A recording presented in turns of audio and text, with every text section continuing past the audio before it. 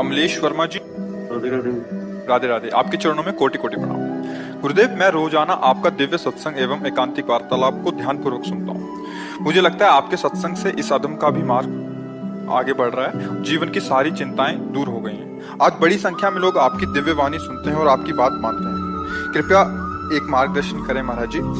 महाराज जी, मेरी वेदना यह है कि घरों में जैसे जैसे दीपावली की साफ सफाई होने लगती है तो लोग घरों में नई सजावट आदि करते हैं, किंतु घरों से देवी देवताओं की पुरानी या खंडित छवि, भगवान की पुरानी तस्वीरों को मंदिर से बाहर निकाल के पीपल आदि के पेड़ के आसपास रख देते हैं। वहां खुले में गंदगी में देवी देवताओं की छवि या तस्वीरों की दुर्दशा देखकर मन बहुत दुखी होता है। महाराज जी, इसमें समाज के लिए आपका एक निर्देश। जो भगवद विग्रह चाहे किसी देवी के हों, देवता के हों, ये हमारे पूज्य हैं, हमारे पूज्य रहे हैं। खंडित हो जाने पर भी वो हैं तो हमारे ही प्रभु के ना। तो अगर हम उनको विसर्जन करते हैं, तो जैसे गंगा जी हैं, यमुना जी हैं, या कभी तीर्थराज प्रयाग या कहीं जो भगवत स्वरूप धाम के समीप जो तीर्थ आदि हैं, उनमें कोई न कोई पावन नदी रहती है। जैसे अयोध्या जी तो सरयू जी विराजमान। तब तक आप उनको घर में सम्मान पूर्वक रखिए जब तक आपकी तीर्थ यात्रा न हो। आप जिस तीर्थ में जहाँ पावन नदी है वहां उनको सम्मान से प्रवाहित कीजिए।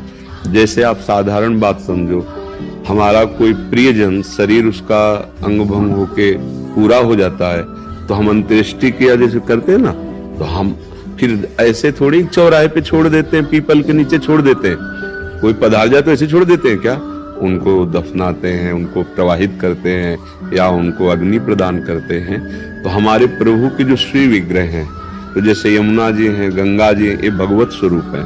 तो हम पुष्पमाला में ऐसे उनको आवेष्टित किया, नाव में बैठे और बीच में जाकर भगवत भाव से ऐसे उनको भी, ये हमारी पद्धति है। ऐसे जैसे मान लो लक्ष्मी जी, गणेश जी, देवी देवताओं की जो छवियां हैं वो खंडित हुई ऐसे और गंदगी पड़ रही, तो फिर आपके सुकृत नष्ट होंगे।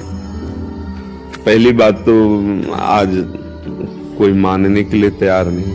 हम सबसे प्रार्थना करते हैं कि जो आप अपने सामान को बेचने के लिए, बढ़ाने के लिए उसमें भगवान नाम दे देते हैं, भगवत रूप दे देते हैं।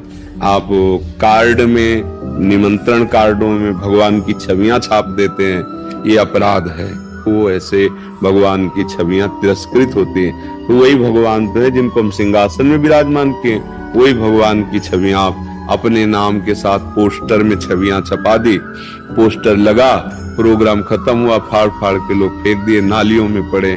इसी से बुद्धि भ्रष्ट हो जाती है। भ्रष्ट का मतलब जो हम सतमार्ग में आगे बढ़ना चाहते हैं उसमें बुद्धि नहीं, और राजी हो जाती, मान सम्मान, रुपया पैसा, भोग वासना। तो हमें तो यही लगता है कि सब ये प्रार्थना स्वीकार करें कि छवियों का पहले आदर करना सीखो।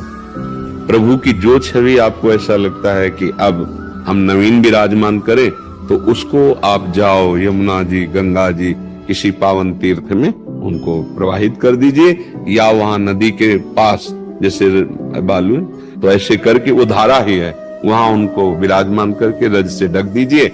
अब जब प्रवाह बाढ़ आएगी तो या जल में विसर्जित कर दीजिए, जैसा जैसा भाव बन पावे।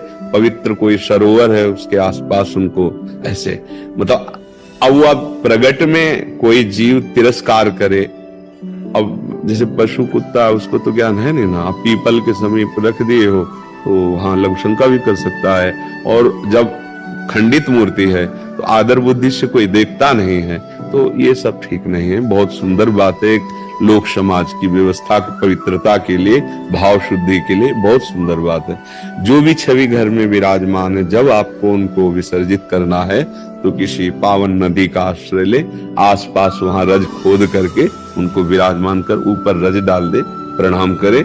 या जैसे श्री विग्रह है तो फूल माला से आवेष्टित करके हृदय से लगा के प्रणाम करके ऐसे बीच धारा में ऐसे करें। ये बिल्कुल ठीक नहीं है कि घर के बाहर रख दिया, चौराहे पे रख दिया, पीपल के नीचे, ये तो बिल्कुल ठीक नहीं है। और इसका सुधार करें, नहीं तो बुद्धि गिर जाती है। अब बुद्धि अपवित्र हो जाती है। बुद्धि को अपवित्र होने में देर नहीं लगे। और अच्छा ड्राइवर नशे में हो जाए ना तो पूरी गाड़ी चौपट हो जाती है। जिंदगी बहुत अमूल्य है और हमारी बुद्धि खराब होती चली जा रही है। बिल्कुल फ्री में प्राण दे रहे हैं लोग, फ्री में। गाड़ियों को ऐसे चला रहे हैं, बिगड़ा बिलन मर गए। अब नशा पिए हैं, औरों को मारते हुए खुद मर, क्या हो रहा है? बुद्धि खराब हो रही ना। पूरा जीवन, इतना अमूल्य जीवन है मनुष्य जीवन, वो बुद्धि पवित्र नहीं इसलिए आपको नहीं लग रहा। एक एक सेकंड अमूल्य जीवन है। राधा राधा राधा राधा सार्थक कर लो जीवन। बुद्धि पवित्र रहेगी तो संसार का व्यवहार, परमार्थ का परम लक्ष्य, ये सब बन जाएगा। बुद्धि खराब हो रही है, जरा सा बात बिगड़ी, गुस्सा आ गई, जरा सा लोभ, दूसरे की हिंसा कर दी, जरा सा लोभ, जरा जरा सी बात में एक दूसरे के प्राण लेने पर उतारू हो जाए, ये बुद्धि है। कोई बात नहीं, अगर तुम्हारा थोड़ा कोई अहित कर रहा है, भगवान देखेगा, अपना जीवन बचाओ, उसका बचाओ। अभी लाभ हानि में बदल गया है, आगे हानि भी लाभ रूप हो जाएगी। जीवन बहुत अमूल्य है, उसको छोटी मोटी बातों में पर वो बुद्धि खराब हो जाती है ना। तो इसलिए हर कार्य शास्त्र सम्मत किया जाए तो उससे भगवान की कृपा से जीवन, हम कह रहे भगवत प्राप्ति छोड़ो, कम से कम चैन से जीने लायक तो बुद्धि हो जाए। आज हमारी बुद्धि चैन से जीने लायक नहीं है, ऐसे गंदे आचरण करा देती है, हृदय जलता रहता है। अगर कोई ना जाना तो हृदय जलता रहता है, अशांत हो जाता है। अगर कोई सरकारी कानून के विपरीत आचरण खुला हो गया तो दंड मिलता है, जेल मिलती है। कोई नहीं जाना तो हृदय संतप्त होता रहता है और बाद में उसको दुर्गति होती है।